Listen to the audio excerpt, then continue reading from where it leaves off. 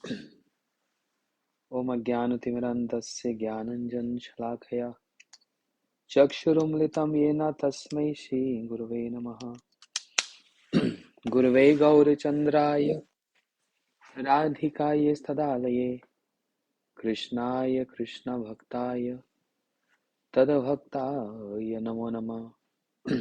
वाञ्छाकल्पतरुभ्यश्च कृपासिन्धुभ्यैव च पतितानां पावनेभ्यो वैष्णवेभ्यो नमो नमः। अनर्पितं चरिं चिरात् कारुण्यवतीर्न कलौ समर्पयितुम् उन्नतजरसां स्वभक्ति श्रियम् हरिपुरसुन्दरदुति कदम्ब सन्दीपिता सदा हृदय कन्द्रेषु स्फुरतु वै सचिनन्दना। हे कृष्ण करुणा सिन्धु दीनबन्धु जगत्पते गोपेश गोपीकान्त राधाकान्त नमोस्तुते। तप्त कांचन गौरांगी राधे वृंदावनेश्वरी वृषभानुसुते देवी प्रणमामि हरिप्रिये। भक्त्या विहीनाय अपराधलक्ष्यै क्षिप्तस्य कामादितरङ्गमध्ये कृपामयि तं शरणं प्रपन्न वृन्दे नमस्ते चरणारविन्दम्। श्रीकृष्ण चैतन्य प्रभु नित्यानंद श्री अद्वैत गदाधर शिवासादि गौर भक्त वृंदा। सभी बोलिए हरे कृष्णा कृष्णा कृष्णा हरे हरे हरे राम राम राम हरे हरे। माधव तिथि भक्ति जननी जतने पालन करी कृष्ण वसति वसति बोली परम आदरे करी। Today we are observing Ekadashi Tithi here, and Ekadashi Tithi is Madhav Tithi, the day of, oh मैं इंग्लिश बोल रहा हूँ। आज की तिथि एकादशी माधव तिथि है। इसका मतलब ये भगवान की तिथि, भगवान श्री माधव इस तिथि में वास करते हैं। और ये तिथि कैसी? भक्ति जननी, भक्ति को प्रसव करने वाली। इस तिथि के दिन उपवास करके श्री माधव की प्रसन्नता के लिए नवविधा भक्ति का याजन करते हुए उनकी ऐतुकी कृपा का भाजन हुआ जा सकता है। इसलिए माधव तिथि भक्ति जननी बड़े जतन से इस तिथि का पालन करना चाहिए। श्री सनातन गोस्वामी पाद हरि भक्ति विलास में कह रहे हैं, उपवास का अर्थ क्या है? उपाव्रतस्सु पापेभ्यो यस्तु व सगुणे सहा उपवासम तो विज्ञेयम नातुपवासम लंघनम। उपवास का मतलब क्या है? उपाव्रतस्स पापेभ्यो, सभी प्रकार के पापों से उपवास है। आज के दिन हम लोग अन्न ग्रहण नहीं करते और आज के दिन अन्न में सभी प्रकार के पाप प्रविष्ट होते हैं। इसलिए आज के दिन अन्न ग्रहण नहीं किया जाता। तो पापों से उपवास, पाप 3 प्रकार से होता है, शरीर से, वचन से और मन से। तो सभी प्रकार की चेष्टाएं करके, यत्न करके इस तिथि का पालन करते हुए किसी प्रकार का अपराध और पाप ना हो, रोज ही ना हो, परंतु विशेष करके आज की तिथि एकादशी को बड़े यत्न से पालन करते हुए इसका पूरा लाभ हम लोग उठाते हैं। परंतु सिर्फ पापों से उपवास ही एकमात्र एकादशी पालन करने का तात्पर्य नहीं है। इसके अतिरिक्त इससे भी श्रेष्ठ एक वस्तु बताई। वो क्या बताया? यस्तु व स गुणै सह, यस्तु व स गुणै सह, भगवान के गुणों के निकट वास करने को उपवास कहा गया है। कोई व्यक्ति विचार करे नहीं नहीं मेरे को बस उपवास करना है, लेकिन सारा दिन कुछ नहीं करना, ना हरि नाम, ना हरि कथा, न भगवान का अर्चन, न भागवत जी का श्रवण पठन पाठन, तो ये उपवास का कोई अधिक लाभ नहीं। तो यस्तु व सगुण सहा, अधिक से अधिक भगवान के गुणों के निकट वास किया जाएगा, हरि नाम किया जाएगा। जितना रोज करते हैं इस तिथि का आदर करते हुए उससे कुछ अधिक किया जाएगा।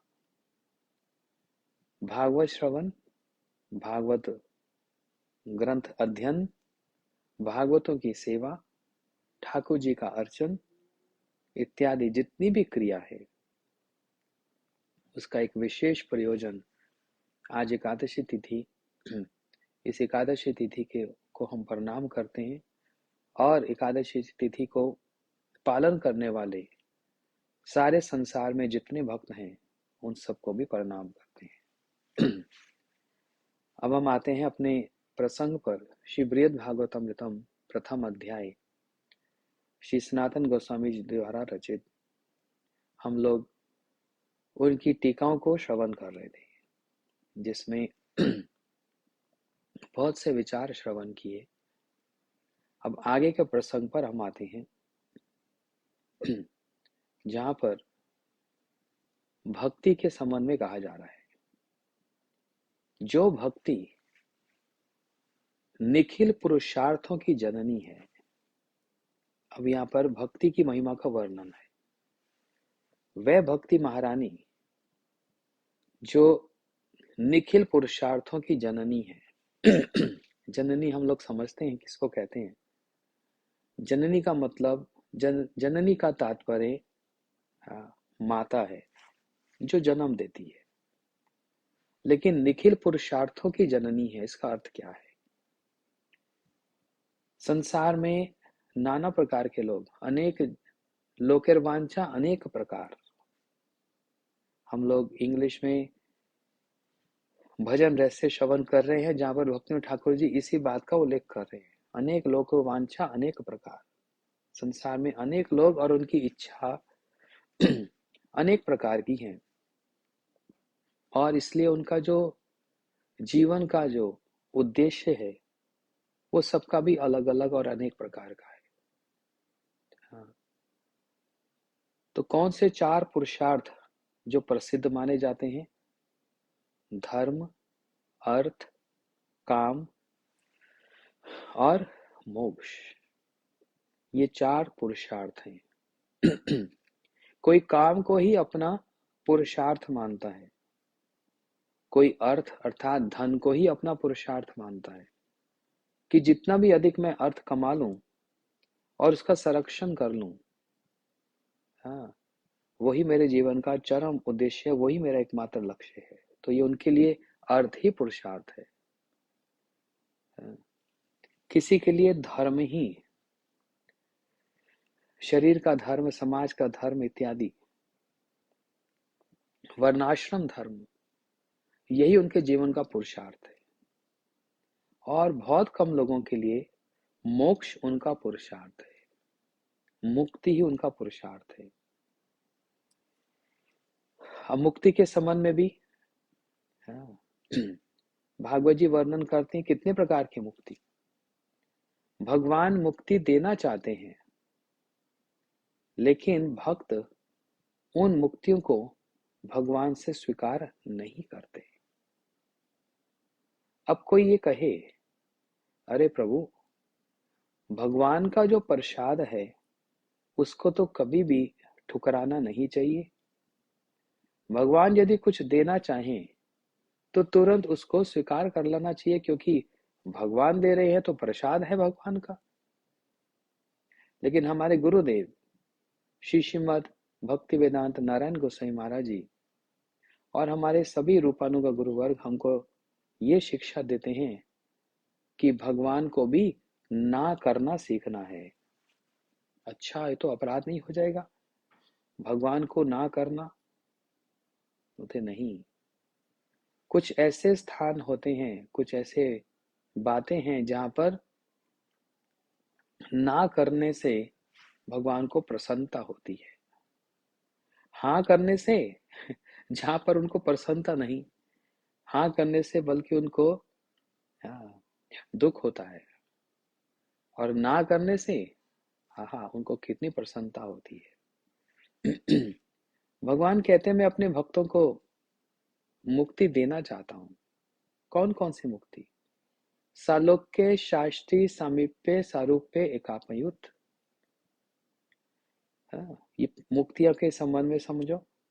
सालोक्य मुक्ति, भगवान जिस लोक में रहते हैं उस लोक में मेरा वास हो जाए, ये मुक्ति मांगते हैं। सारूप्य, भगवान का जैसा सुंदर रूप है ऐसा मेरा सुंदर रूप हो जाए।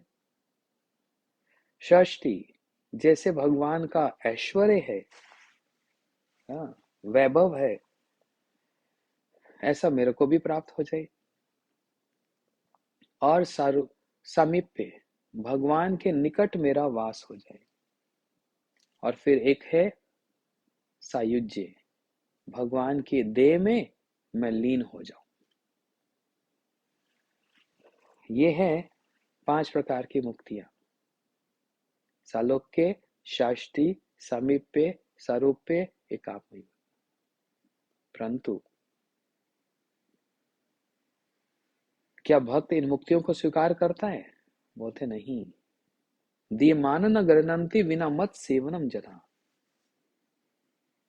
भक्त इन मुक्तियों को स्वीकार नहीं करता क्योंकि इन मुक्तियों में भगवान की सेवा नहीं है। हाँ, इन मुक्तियों में भगवान की सेवा नहीं है। जैसे सालोक्य मुक्ति, भगवान के लोक में मेरा वास हो जाए। तो लोक में वास होने से क्या भगवान की सेवा मिल जाएगी? बोलते नहीं। जैसे कोई कहे भारत की बात ही ले ले। आप कहाँ रहते हैं? भारत में रहते हैं। ओ, इस पृथ्वी में जो भारत है वहां पर आप रहते हैं? हाँ हाँ। तो भारत के जो प्रधानमंत्री या जो राष्ट्रपति होंगे वो कहाँ रहते हैं? जी वो भी यहीं रहते हैं, दिल्ली में रहते हैं। ओहो, तो आप भी तो दिल्ली, इंदौर, फरीदाबाद, नोएडा इधर उधर रहते हैं, पास में तो हैं।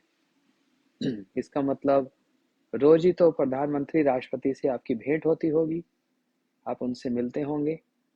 अजी नहीं, वहां जाने की तो हमारी अनुमति नहीं है। उसी लोक में रहते हैं लेकिन उनके साथ कोई संपर्क ही नहीं है।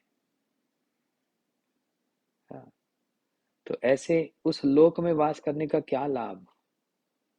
भगवान के लोक में वास लेकिन सेवा नहीं और उनसे कोई संपर्क नहीं। इसलिए भक्त इन मुक्तियों को स्वीकार नहीं करते। सालोक्य शास्त्री समय स्वरूपे सामीप्य एकात्मयुत दिमान नगर नंती बिना मत सेवनम जना। भक्त कहता है मेरे को ये मुक्तियां नहीं चाहिए, तो आपको क्या चाहिए?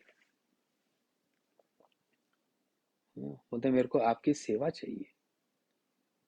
बिना मत सेवनम जना, आपकी बस सेवा चाहिए और मुझको कुछ नहीं चाहिए।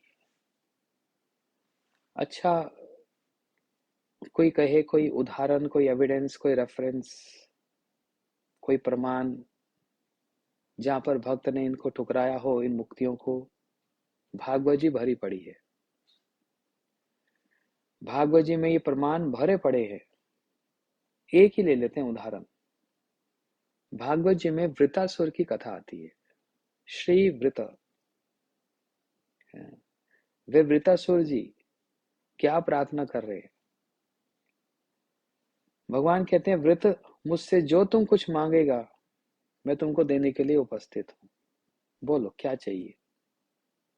तो वृतासुर कहते हैं न नाग प्रेष्ठम, न च पारमेष्टम, न सार्वभौमम, न रसाधिपत्यम, न योग सिद्धि व पुनर्भवम व समंजस्य तवीरा आकांक्ष से। हाँ, वृता असुर हैं तो असुर शरीर में, परंतु भगवान के परम भक्त हैं। वृतासुर जी वो वस्तु मांग रहे हैं, हाँ, जो बड़ी विरली है, बड़ी दुर्लभ है। तो हर जगह तो उन्होंने ना लगा दी। हाँ, भगवान कहते हैं वृता कुछ तो मांग लो, तो हर जगह पर ना लगा दी। ना नाग प्रेष्ठम, मतलब मुझे ध्रुव लोग भी नहीं चाहिए। वो लोग जो कभी प्रलय के समय में भी कभी ध्वंस नहीं होता। कौन सा? ध्रुव, वो अटल है, वो ध्रुव है। इसलिए ना नाग प्रेष्ठम, मुझको वो ध्रुव लोक नहीं चाहिए। ना पारमेष्ठम, मुझको, हाँ, ब्रह्मा जी का लोक भी नहीं। न नागप्रेष्ठम, न च पारमेष्ठम, न सार्वभौमम, मुझको पृथ्वी का राजा भी नहीं बनना। न रसाधिपत्यम, मुझको पृथ्वी से नीचे जो सूतल आदि लोक हैं उनका भी राजा नहीं बनना। न योग सिद्धि व पुनर्भवम व, मुझको किसी प्रकार की सिद्धियां भी नहीं चाहिए, और पुनर्भवम व, मुझको मोक्ष भी नहीं चाहिए। हाँ, मुझको मोक्ष भी नहीं चाहिए। तो फिर चाहिए क्या? सब जगह तो ना ना ना ना ना ना ना ना कर दी, अब हाँ भी तो करो। फिर चाहिए क्या? क्यों मेरे पीछे पड़े? सामंजस्य तब विरकांक्षसी। हाँ, देखो, भक्त को पहचानना बड़ा कठिन। उन्होंने क्या वस्तु मांगी? बोलते मुझको अपना विरय दे दो। मिलन नहीं मांगा, विरय मांगा। कितनी श्रेष्ठ बात है। समझ नहीं आया ये स्तुति इन्होंने कैसे कर दी। अच्छा, वो बात समझ आ गई कि आप राजा नहीं बनना चाहते, आप मोक्ष नहीं चाहते, आप ध्रुव पद नहीं चाहते, आप ब्रह्मा जी का पद नहीं चाहते। ये तो समझ आ गया, लेकिन भक्त तो ये कहता है आपका दर्शन हमको प्राप्त हो, आपसे मिलन हमारा हो जाए। ये तो कहीं सुनने में नहीं आया कि भक्त भगवान से ये प्रार्थना करे मुझको आपसे विरय हो जाए, मुझको विरय प्राप्त हो जाए। विरय आकांक्षा से,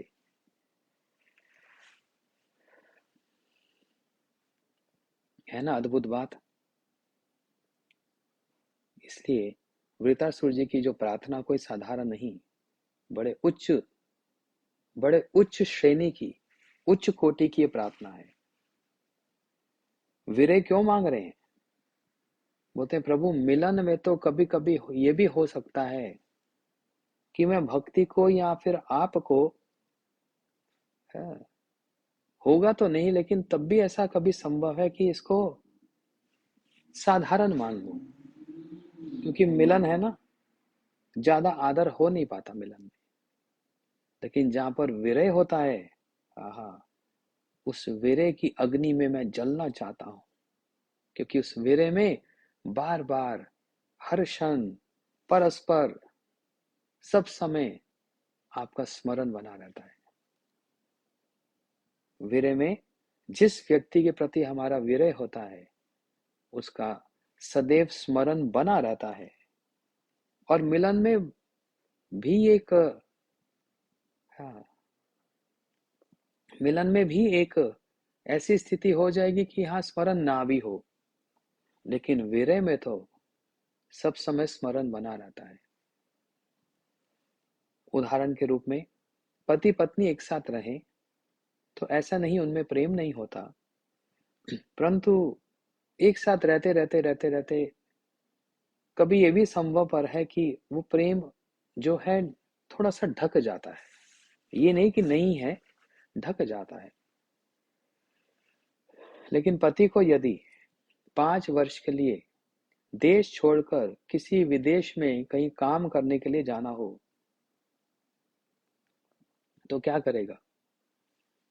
पत्नी को तो साथ ले जा नहीं सकता, बहुत सारे, हाँ, वीजा नहीं है, बहुत कुछ है झमेला। 5 साल पति बाहर है, और पत्नी का, अपने पति का कितना स्मरण रहता है, हर वस्तु में अपने पति का दर्शन करती है। हाँ, मेरे पति इधर बैठते थे, वो ये खाते थे, ये उनके वस्त्र हैं। हाँ, इस फोन से वो बात करते थे, ये उनकी घड़ी है। हर एक दिशा में, हर एक वस्तु में अपने पति का दर्शन करती है। ये है विरह। और विरह शब्द का अर्थ ही है विशेष रूपे न रह। रह मतलब होता है मिलन, और विरह का मतलब विशेष रूप से मिलन। एक विशेष मिलन है जो साधारण दिनचर्या वाला नहीं, विशेष रूप से हर वस्तु में अपने इष्ट का, हर वस्तु में अपने जिस प्रियतम का जहां पर दर्शन होता है, वो है विरह।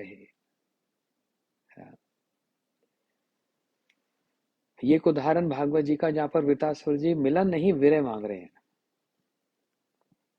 और वहीं भागवत जी में स्तुतियों में भागवत जी की जो प्रथम स्तुति है, वो प्रथम स्तुति ही कुंती जी की स्तुति है।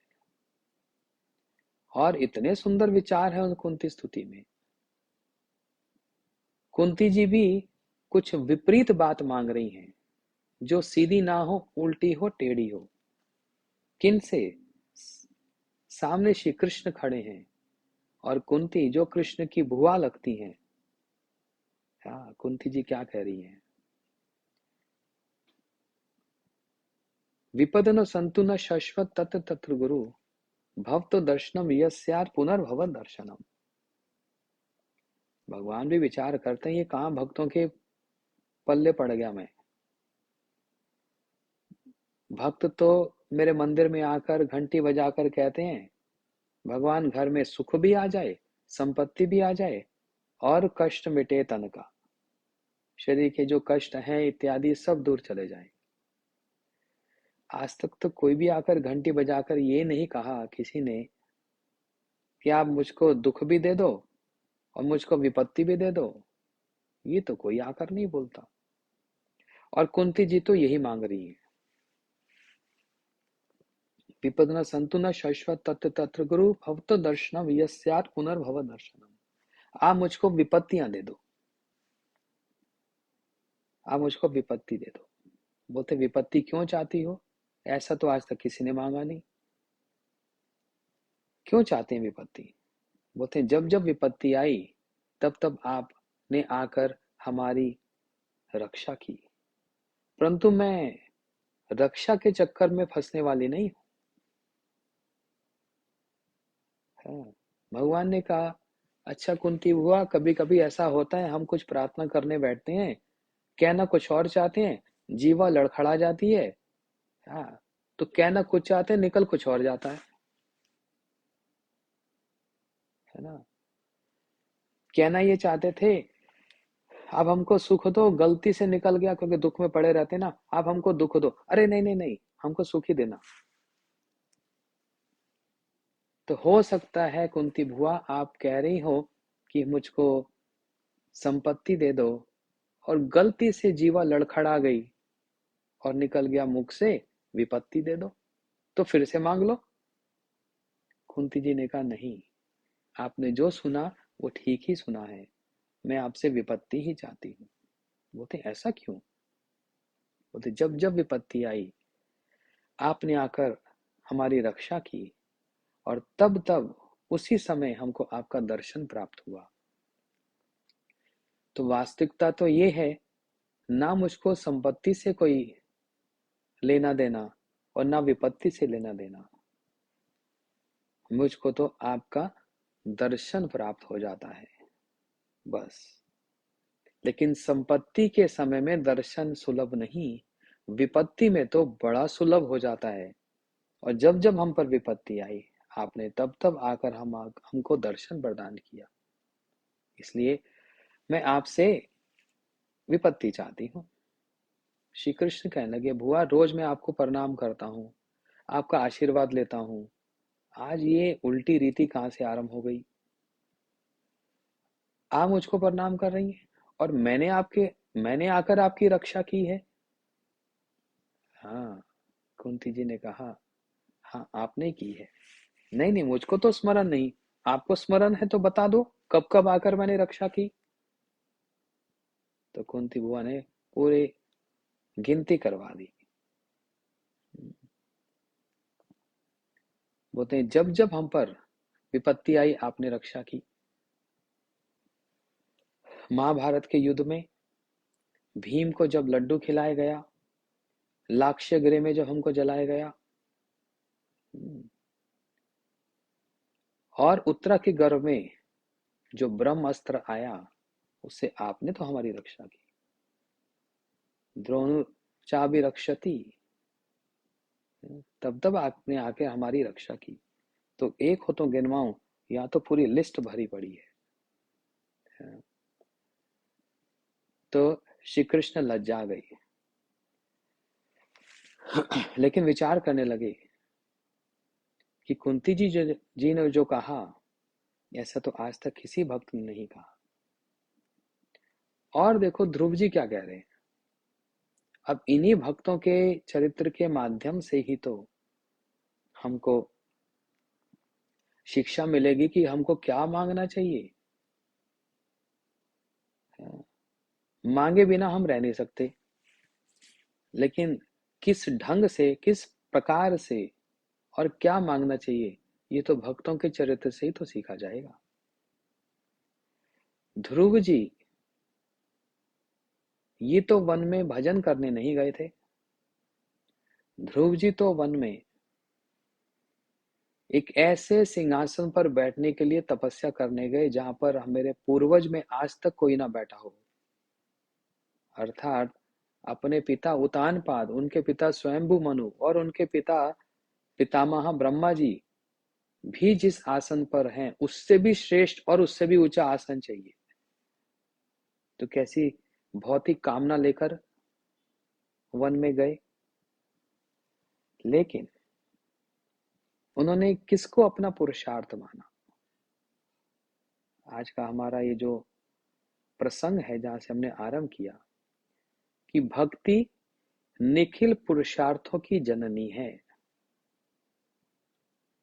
निखिल पुरुषार्थ मतलब सभी प्रकार के पुरुषार्थ, धर्म, अर्थ, काम और मोक्ष, यही चार पुरुषार्थों के संबंध में सब लोग सुनते हैं और इसी में सब लोग लिप्त रहते हैं। लेकिन ये सारे पुरुषार्थ की सिद्धि एकमात्र भक्ति से ही होती है। ये सब हो और भक्ति ना हो तो सब निष्फल है, प्रयोजन ही नहीं। इन सब की भी, इन सारे चार पुरुषार्थों की सिद्धि भक्ति से ही होती है। एक कामी पुरुष कामना लेकर जो मंदिर में जाता है, भक्ति का ही तो सहारा लेता है, तब उसकी कामना पूर्ण होती है। मंदिर में आएगा, भगवान को दंडवत करेगा, आरती उतारेगा, घंटी बजाएगा, हाथ जोड़कर स्तुति करेगा, भक्ति क्रिया है कि नहीं। तो भक्ति क्रिया से ही तो उसकी कामना पूर्ति होती है। हाँ, ऐसे मन में सोचे मेरी कामना पूरी हो जाए, मेरी कामना पूरी हो जाए, मेरी कामना पूरी हो जाए, और भगवान को, भक्ति को बीच में ना लाए, कहां से पूरी होगी। तो कामी पुरुष भी भक्ति का ही तो आश्रय लेकर अपनी कामना पूर्ण करता है। और वो कामी पुरुष का छाती और चौड़ी हो जाती है जब वो भागवत में सुनता है भगवान ने कह दिया अकाम हो सर्व काम होगा मोक्ष काम उदारी। बोलते हाँ देखा आपने, भगवान ने कह दिया ना, जो निष्काम भावना से आए और जो कामना लेकर आए, मैं सबकी इच्छा पूरी करता हूँ, यहाँ तक कि मोक्ष की इच्छा भी पूरी करता हूँ। अकाम हो सर्व काम होगा मोक्ष काम उदारी। कोई अर्थ की इच्छा से, हाँ, कोई अर्थ की इच्छा से, अर्थ कमाने की या अर्थ को और बढ़ाने की कामना लेकर यदि जाए, तो उसको भी तो भक्ति का ही सहारा लेना पड़ेगा। कोई धर्म इत्यादि करना चाहता है और स्वर्ग इत्यादि प्राप्त करना चाहता है, उसको भी भक्ति क्रिया को ही तो याचन करना पड़ेगा, यज्ञ करेगा, दान पुण्य करेगा, भक्ति क्रिया, भक्ति क्रिया का ही सहारा लेगा। यहाँ तक कि मोक्ष के लिए भी, मुक्ति के लिए भी भक्ति की क्रिया का आश्रय लेता है। मुक्तिकामी मोक्षकामी ठाकुर जी के विग्रह को स्थापित करके उनका पूजन करता है और ज्ञान मार्ग का अवलंबन करके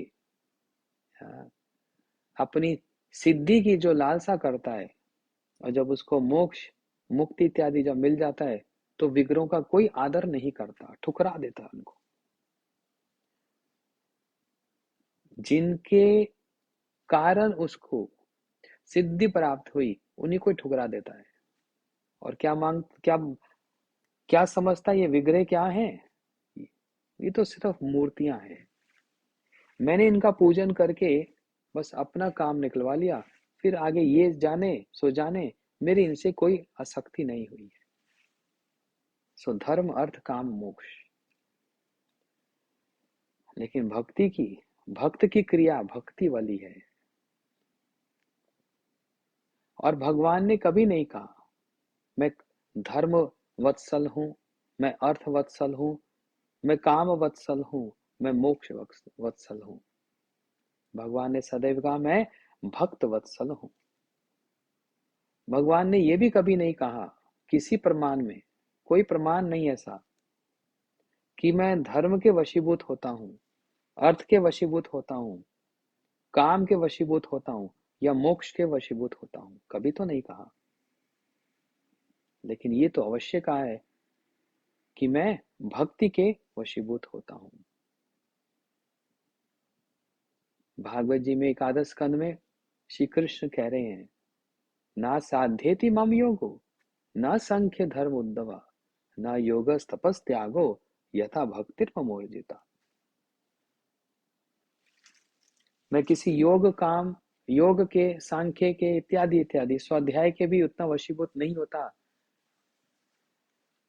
यथा भक्ति, मैं जितना भक्ति के द्वारा वशीभूत होता हूं। इसलिए भक्ति ही सभी पुरुषार्थों की जननी है। भक्ति रेव नयति भक्ति रेव भूयसी भक्ति वश पुरुषो भक्ति रेव दर्शति। भक्ति रेव नयति भक्ति व दर्शति भक्ति वश पुरुषो भक्ति एव भूयसी। भक्ति ही किसी को भगवान के निकट ले जाती है। भक्ति के द्वारा ही भगवान का दर्शन होता है और भक्ति ही भगवान को वशीभूत करने वाली है। ये प्रमाण है भक्ति रेव नयति। तो इसलिए इसी से हमको समझना चाहिए। और जितने पुरुषार्थ हैं सब एक तरफ, धर्म अर्थ काम मोक्ष, और भक्ति एक तरफ। हरि भक्ति महादेव्य सर्व मुक्तादि सिद्धई।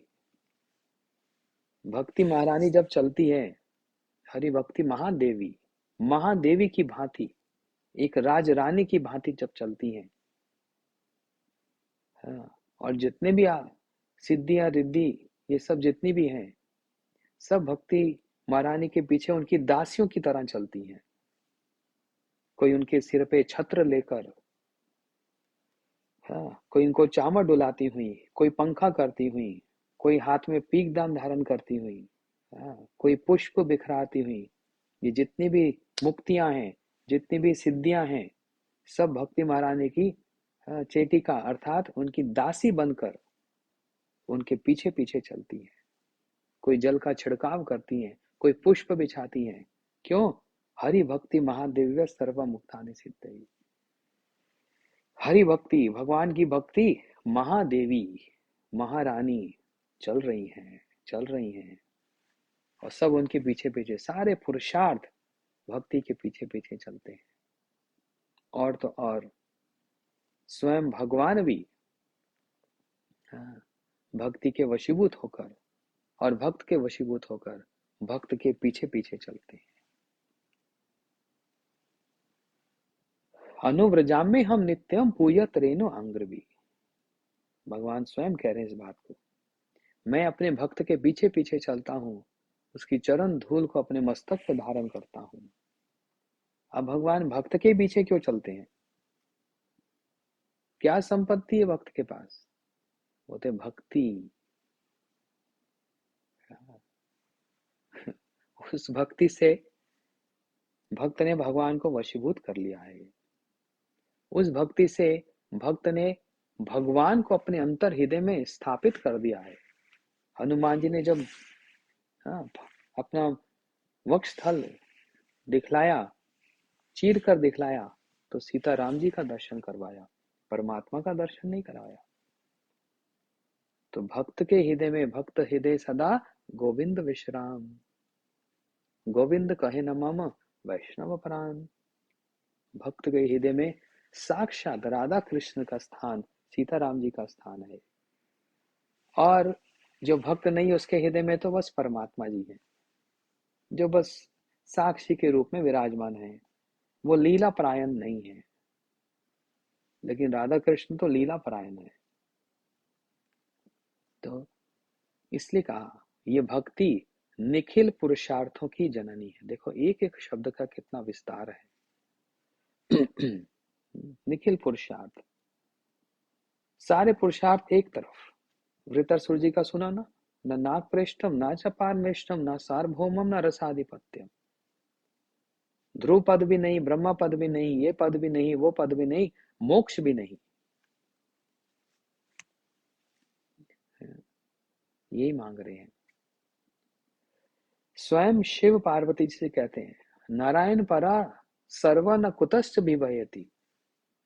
जो नारायण परा होते हैं, मतलब जो भगवान के भक्त हैं, वो किसी भी स्थिति में भयभीत नहीं होते। यही उन भक्त का लक्षण है, यही भक्ति का लक्षण है। वो कभी भी भयभीत नहीं होते और स्वर्ग अपवर्ग मोक्ष तीनों को एक समान ही मानते हैं। शिव जी के इन वचनों से एक बात का तो पता लग गया, बल्कि दो बातों का पता लग गया। एक तो शिव जी अपने मुख से भगवान के भक्तों की महिमा का गान कर रहे हैं। नारायण परः सर्व न कुतश्च विभयति। जो नारायण परा है, जो भगवान के भक्त हैं, वो कभी भी भयभीत नहीं होते, डरते नहीं, किसी भी स्थिति में भयभीत नहीं होते। और दूसरी बात, उनकी दृष्टि में, किनकी, भक्तों की दृष्टि में स्वर्ग अपवर्ग और नरक तीन एक समान होते हैं। इसका अर्थ समझना, स्वर्ग, नरक और मोक्ष को एक समान कह दिया गया। इसका मतलब मोक्ष की वहां पर क्या मूल्य रह गया? मोक्ष का मूल्य क्या रह गया? अरे कभी किसी की तुलना की जाए तुलनात्मक रूप में, तो बराबरी तो होनी चाहिए। स्वर्ग और नरक को मोक्ष के समान तुलनात्मक रूप में देख लिया, इसका मतलब मोक्ष कितना हीन है। भक्त इसको नहीं चाहते। जैसे भक्त स्वर्ग नहीं चाहते, स्वर्ग नहीं चाहिए, मोक्ष नहीं चाहिए। जैसे भक्त स्वर्ग नहीं चाहते और नरक तो चाहते ही नहीं, वैसे वो मोक्ष भी नहीं चाहते, है ना। वो मोक्ष में नहीं चाहते। मोक्ष की इच्छा को पिशाचनी कह दिया गया, है ना। रूप गोस्वामी जी का वो श्लोक है ना, भुक्ति मुक्ति स्पृहा यावत पिशाची हिदि वर्तते। रूप गोस्वामी जी भक्ति स्वामी सिंधु में कह रहे हैं, भुक्ति मुक्ति, संसार को भोगने की इच्छा भुक्ति, और मुक्ति की कामना, उसको पिशाचनी कहा, भूतनी, प्रेतनी। एक बार जो चिपक जाए तो छोड़ती नहीं। मोक्ष की इच्छा भी ऐसी ही है। भुक्ति मुक्ति स्पृहा यावत, वो जो स्पृहा है, वो जो इच्छा है मुक्ति प्राप्त करने की, पिशाच हिदि वर्तते, पिशाचनी, यहां तक तुलना कर दी गई है ना। मुक्ति तो स्वयं मुक्लितांजलि, मुक्ति स्वयं मुक्लितांजलि, मुक्ति स्वयं हाथ जोड़कर अंजलि बांध करके भक्त के पीछे पीछे चलती है। मुक्ति स्वयं मुक्तांजलि सेवादार भक्त के पीछे पीछे पीछे चलकर कहती है कि मुझको भी सेवा में लगा दो। समय प्रतीक्षा पीछे पीछे चलती है। आप तो भगवान के भक्त हो, आप उनकी सेवा में रत रहते हो, आप ही मुझको भगवान की सेवा में लगा सकते हो। देखो, तो इससे पता लगता है क्या भक्त कभी मुक्ति चाहता है? अरे मुक्ति तो स्वयं भक्त के पीछे पीछे दौड़ती है कि मुझको भी भगवान की सेवा में लगा दो। और भक्त मुक्ति को क्या बोलते हैं? दूरे तिष्ठान, दूर खड़ी रहो, निकट भी मत आना। तुम्हारी गंध मात्र भी हमको भगवान का विस्मरण करा देती है। गंध मात्र भी हमको भगवान का विस्मरण कराती है, इसलिए दूर तिष्ठान, दूर खड़ी रहो। अब ये प्रसंग ही आज ऐसे ही बस चल रहा है, तो इसी को विस्तार से सुन लें। एक ये भी स्थिति आती है, जो कभी मुक्ति की व्याख्या करते थे और जो कभी मुक्ति की ही चर्चा करते थे और जो कभी मुक्ति ही चाहते थे, श्री चैतन्य महाप्रभु की कृपा से उनके जीवन में ऐसा परिवर्तन आ जाता है, ऐसा परिवर्तन आ जाता है कि मुक्ति शब्द भी अपने मुख से निकालने के लिए वो उपस्थित नहीं होते। मुक्ति शब्द भी मुख में नहीं आता। किन की बात कर रहा हूं? महाप्रभु की परिकर श्री सार्वभौम भट्टाचार्य जी। श्री सार्वभौम भट्टाचार्य जो महाप्रभु जी को एक नवीन सन्यासी समझकर, एक भावुक सन्यासी समझकर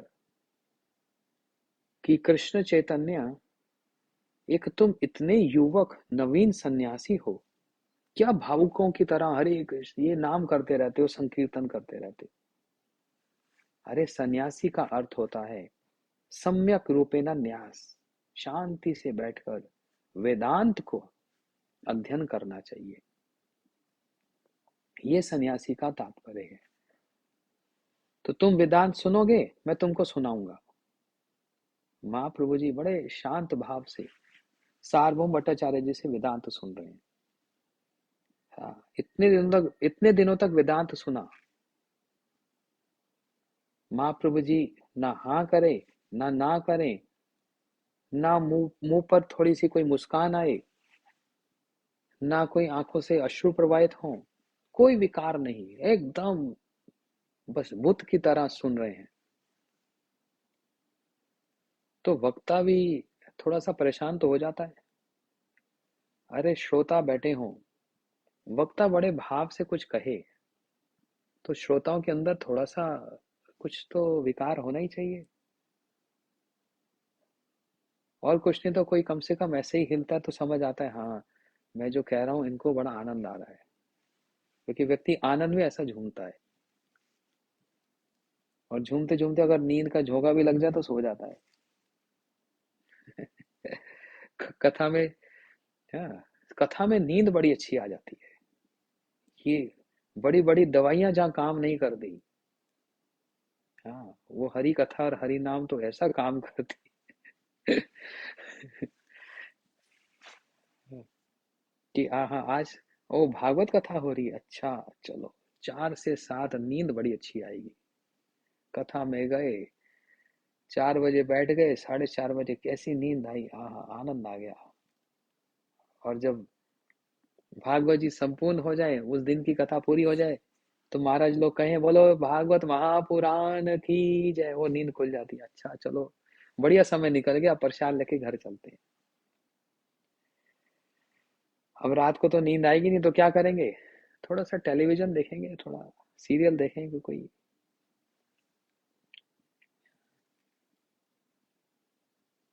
तो वक्ता श्रोता के भाव पर बहुत निर्भर करता है कि श्रोता कैसे वक्ता की उस भावना को अंगीकार कर रहा है, स्वीकार कर रहा है। सार्वभौम भट्टाचार्य जी बस बोलते जा रहे हैं, बोलते जा रहे हैं, और महाप्रभु जी एकदम चुप, बस ना हंसते ना रोते ना कुछ हिलते ना कुछ। हाँ, सार्वभौम भट्टाचार्य जी ने पूछा, तुमको कुछ समझ भी आ रहा है? मैं इतने दिनों से वेदांत सुना दिया, और मैं वेदांत में प्रांगत हूं, नाम ही सार्वभौम है, तो तुमको कुछ समझ भी आ रहा है कि नहीं?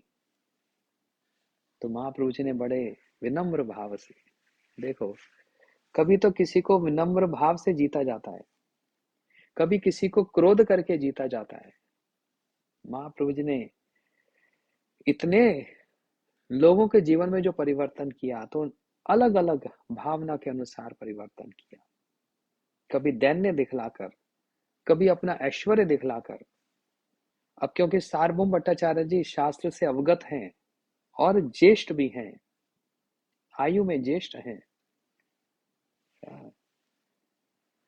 महाप्रभु जी के पिता नीलाम्बर, महाप्रभु जी के दादा पितामह नीलाम्बर चक्रवर्ती जी के साथ उनका संबंध रहा, उनका मित्र भाव रहा। तो बड़े विनम्र भाव से महाप्रभु जी कहने लगे, आप जब वेदांत के सूत्र पढ़ते हो, आप जब सूत्र पढ़ते हो तब तो बड़ा ठीक ही पढ़ते हो, छंद भी अच्छा है, लेकिन जब आप व्याख्या करते हो तो ऐसा लगता है सूर्य को मेघों ने ढक दिया। व्याख्या में तो ऐसा लगता है। और सुनकर ही सार्वभौम भट्टाचार्य जी तो, क्या मैं सार्वभौम भट्टाचार्य, पूरे संसार में मेरी जैसी व्याख्या करने वाला कोई नहीं है, मेरे शरीर का कोई व्यक्ति नहीं मिलेगा, मेरी व्याख्या को कहते हो ये मेघों ने ढक दिया, तो तुम क्या समझे? तो महाप्रभु जी ने, आत्मरम्यश्च मुनियो निर्गंथि अपि उक्रमे कुर्वन्तु ऐतुकी भक्तिम इत्थम भूतो गुणोहरि।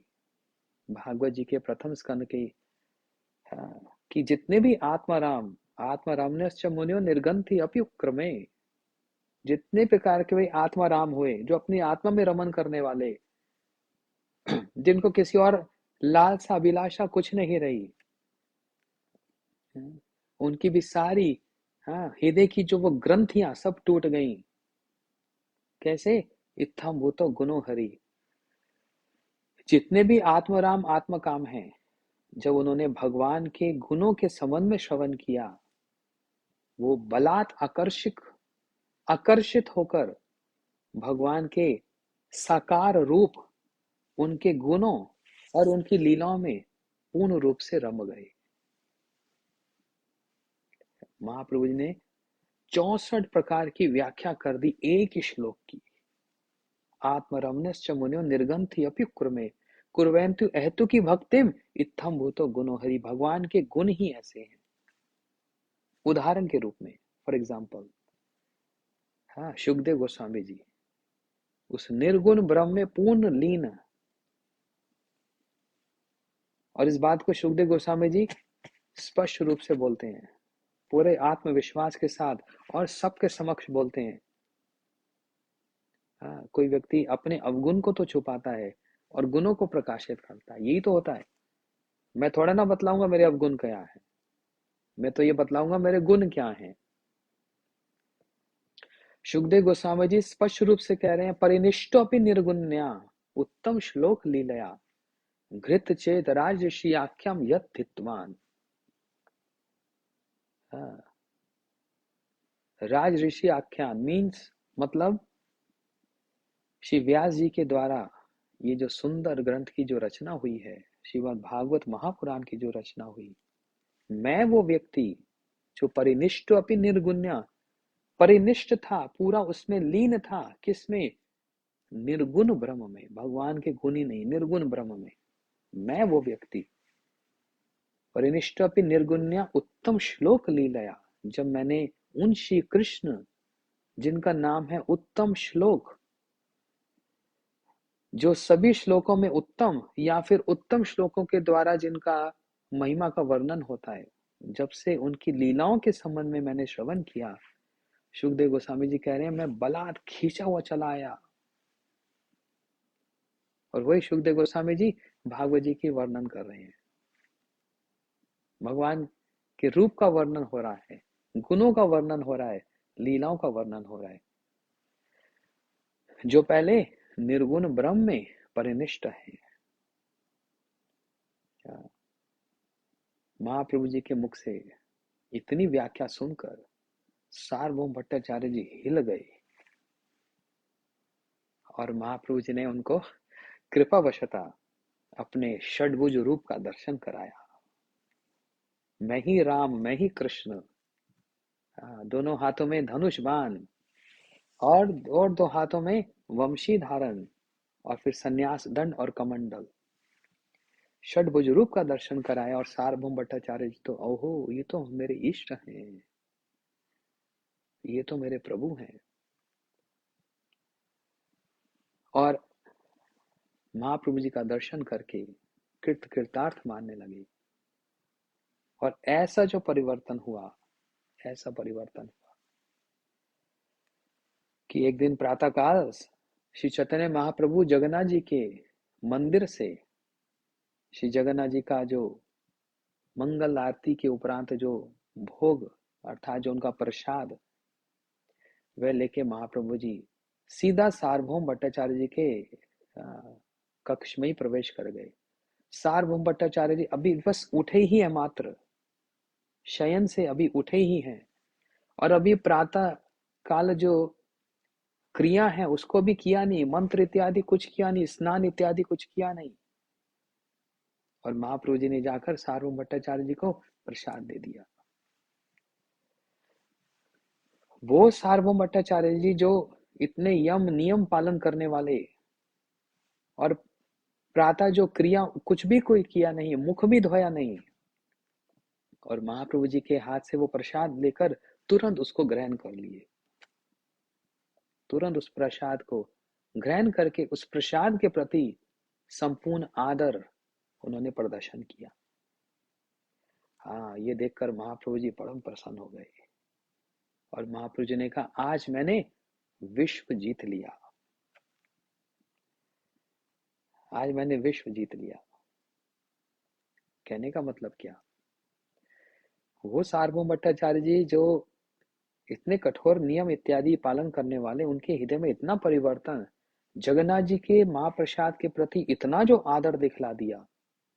महाप्रभु ने बोला मैं जीत लिया। तब सार्वभौम भट्टाचार्य जी हाथ जोड़कर बड़े विनम्र भाव से महाप्रभु जी से कहते हैं, तत्यनुकंपा सुस्मिक्षमानो भुंजान एवात्म कृतम विपाका, हृदय वाग बबुपि विदधंस नमस्ते जीव यो भक्ति पदे स दय भक।